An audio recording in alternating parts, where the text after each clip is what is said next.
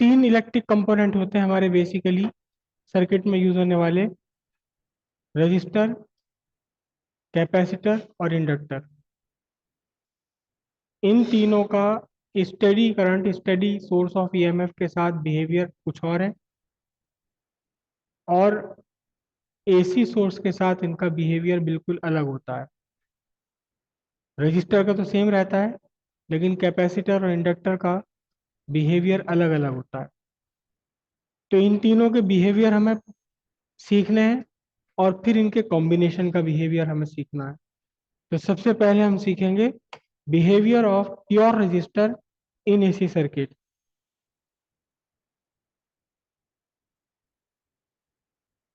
Behaviour of pure resistor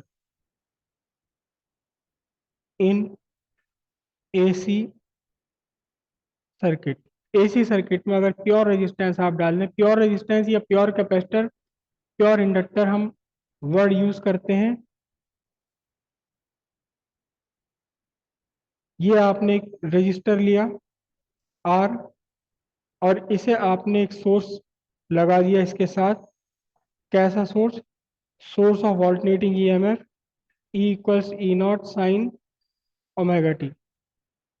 जब भी आप कोई सोर्स लगाते हैं ऑल्टरनेटिंग का, तो आपको करंट की डायरेक्शन शो नहीं करनी है। अगर कोई बहुत स्पेशल केस हो तब शो किया जाता है, क्योंकि इसमें करंट की डायरेक्शन और मैग्नीट्यूड बदलते रहता है, इसलिए करंट शो नहीं करते हम। अप्लाइड ईएमएफ क्या करा आपने? अप्लाइड ईएमएफ कितना है? E equals E not sine omega T. Current कैसे फाइंड करोगे आप? Instantaneous current I equals E by R, मतलब E not by R sine omega T.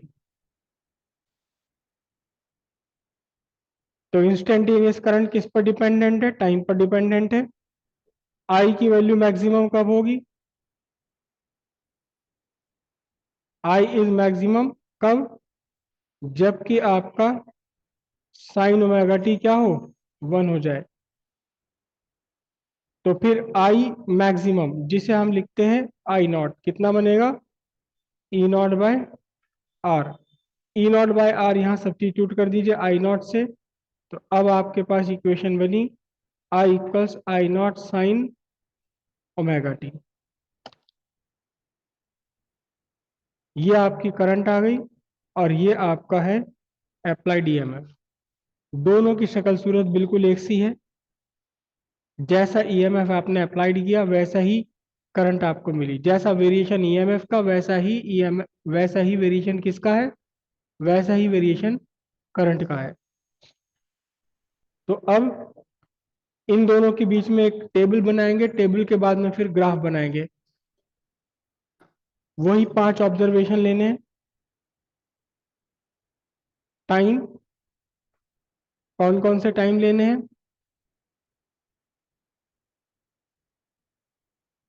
कौन कौन से टाइम इंस्टेंट लेने हैं? पहला टाइम इंस्टेंट 0, अगला टाइम इंस्टेंट T/4, अगला टाइम इंस्टेंट T/2, फिर टाइम इंस्टेंट 3T/4, और फिर time instant T। E equals E not sine omega T. और आई की इक्वेशन क्या बनी थी? आई इक्वेशन बनी थी I not sine omega T.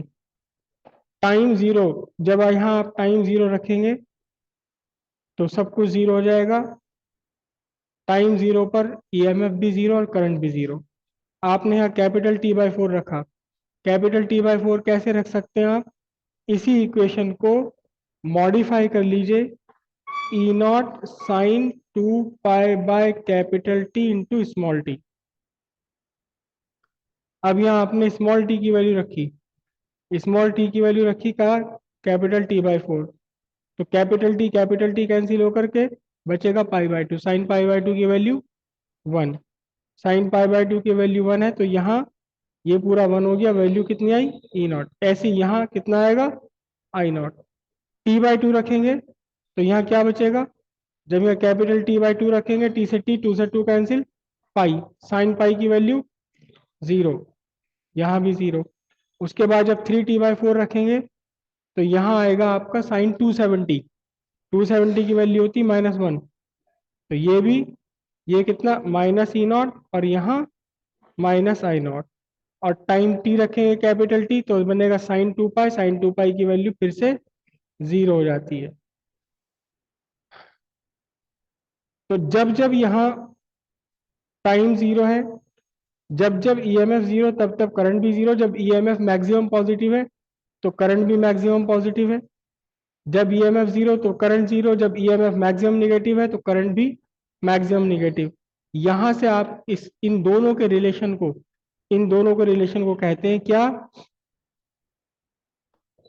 I and E are इन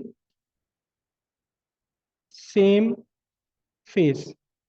आई और ई दोनों के दोनों किस में है, सेम फेस में है। और इसी टेबल से एक ग्राफ ड्रॉ करेंगे, जो इसी टेबल का ग्राफिकल रिप्रेजेंटेशन है यही, लेकिन इसका केवल ग्राफिकल रिप्रेजेंटेशन। यहाँ टाइम टी और वाई एक्सिस पर हम ई और आई दोनों ही ड्रॉ करेंगे, दोनों ही ड्रॉ कर लेंगे, ई और I, instantaneous EMF, instantaneous current.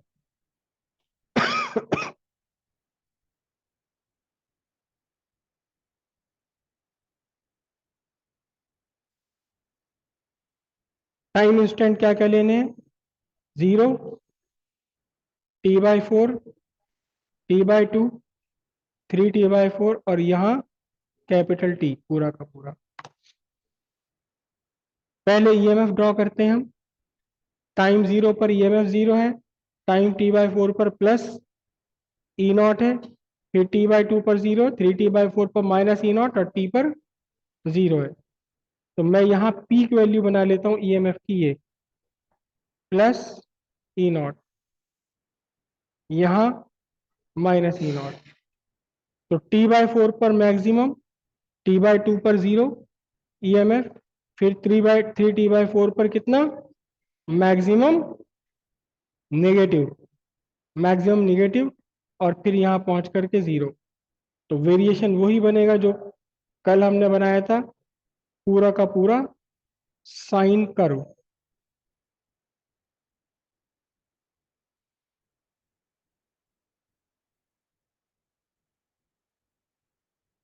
ये आपका साइन कर्व बन गया। ये क्या रिप्रेजेंट कर रहा है, E equals E not sine omega T. अब यही बनाना है हमें क्या, करंट। टाइम 0 पर करंट 0 है, और टाइम t/4 पर करंट कितनी, maximum value I not, t/2 पर फिर से 0 है।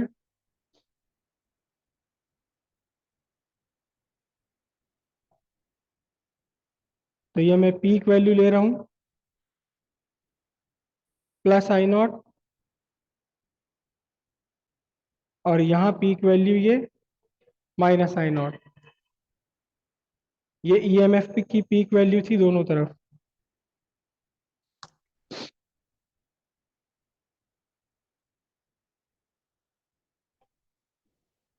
करंट और ईएमएफ का मैग्नीट्यूड सेम नहीं होता, हो भी सकता नहीं भी हो सकता। करंट और ईएमएफ का मैग्नीट्यूड सेम हो भी सकता है, नहीं भी हो सकता। अक्सर करंट का मैग्नीट्यूड ईएमएफ से कम होता है। कैसे होता है, आपके घर में 220 वोल्ट आ रहे हैं, आपने 10 ओम रेजिस्टेंस का एक बल्ब लगा लिया, तो कितना होगा, 22 एम्पियर की करंट होगी। आपके घर में 220 वोल्ट आ रहे हैं, आपने 1000 ओम का कोई अप्लायंस लगा लिया, तो कितनी करंट होगी, 0.22 करंट होगी। तो अक्सर करंट का वोल्टेज से कम होता है, कभी ज्यादा भी हो सकता है, कभी ज्यादा भी हो सकता है। आपके इन्वर्टर की बैटरी है, 12 वोल्ट की है, रेजिस्टेंस आपका चल रहा है कुछ 0.2 एम, तो कितना 24 एम्पियर की करंट होगी। 0.5 ओम रेजिस्टेंस है तो दुगनी करंट। तो इक्वल हो भी सकता है, नहीं भी हो सकता, लेकिन अक्सर करंट का मैग्नीट्यूड ईएमएफ से कम होता है, तो इसलिए हम करंट को नीचे बनाते हैं। ये जीरो से लेकर करंट मैक्सिमम पहुंची T/4 पर, और T/2 पर फिर से करंट की वैल्यू जीरो। 3T/4 पर कितना, 3T/4 पर निगेटिव मैक्सिमम, और फिर यहां से फिर जीरो। ये आपका रिप्रेजेंट कर रहा है क्या, I equals I not sine omega T. ये आपका ग्राफिकल रिप्रेजेंटेशन हो गया। यहां से भी आपको ये पता लग रहा है, क्या पता लग रहा है कि करंट और ईएमएफ दोनों के दोनों सेम फेस में है। जब करंट मैक्सिमम, ईएमएफ मैक्सिमम हुआ तो उसी टाइम पर, उसी इंस्टेंट पर करंट भी मैक्सिमम हुआ। जब ईएमएफ जीरो हुआ तो उसी इंस्टेंट पर करंट भी जीरो। जब ईएमएफ मैक्सिमम निगेटिव हुआ तो ठीक उसी इंस्टेंट पर करंट भी मैक्सिमम निगेटिव हो गई। दोनों के दोनों सेम फेस में चल रहे हैं।